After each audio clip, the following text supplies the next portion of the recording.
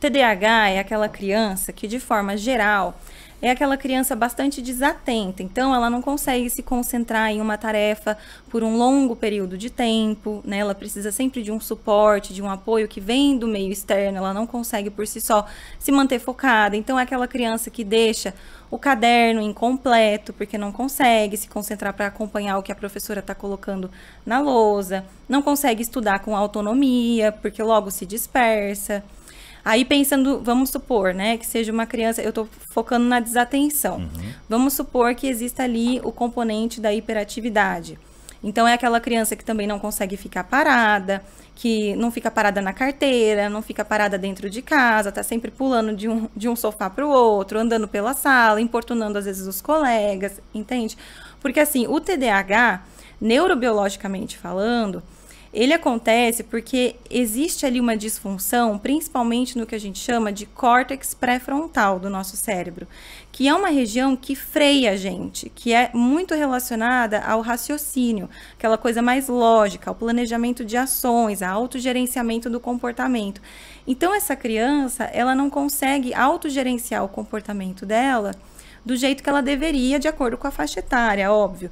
Mas como existe uma disfunção nessa região específica do cérebro, essa criança ela não consegue fazer isso. E isso se aplica desde não conseguir frear um comportamento, então ela tem atitudes impulsivas, ela não consegue parar quieta, ela interrompe a fala de quem está falando, não deixa finalizar, né?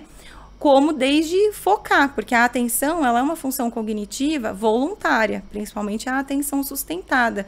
Então, eu preciso ter um mínimo de motivação para eu permanecer naquela tarefa até o final. Então, a falha que existe ali nesse córtex pré-frontal, que não freia impulso, não freia comportamento, né? É a mesma que também influencia a atenção, que não deixa ela se manter concentrada numa tarefa. Não fez sentido? Gente. Sim. Só que, então, eu vejo nessa descrição o Neto, meu filho. Né? Eu até comentei com a minha esposa esses dias que eu acreditava, quer dizer, que eu acredito, não que eu acreditava, que o Neto, ele possa ser um paciente de TDAH, entendeu? Ou simplesmente é uma fase. Porque na sala de aula a gente já teve reclamação de que ele é o carinha que tumultua, né? Ele não consegue ficar sentado. Você acabou de falar isso. Em casa, ele é o carinha que não consegue ficar parado. Todos esses comportamentos de interferir os adultos, de querer atenção, ele tem. Mas ele foca na atividade. Ele assiste um filme, ele começou a assistir filme que lhe interessa, né? Então é onde eu não sei se é uma questão da idade. Ele pode concentrar, mas vai ser hiperativo, né? Então, no caso, a gente pode estar falando, né? Vou falar o pode estar porque não tem como avaliar só pelo que você está contando.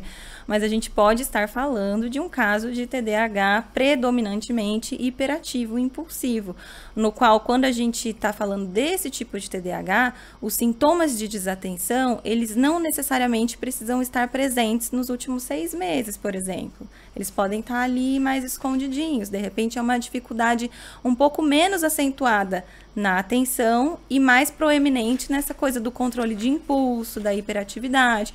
Por isso que a gente sempre fala dos 3 tipos, né, de TDAH. Porque sim, isso pode acontecer. Agora, tudo tem que ser avaliado com muita cautela, né? Esse que é o ponto-chave aí.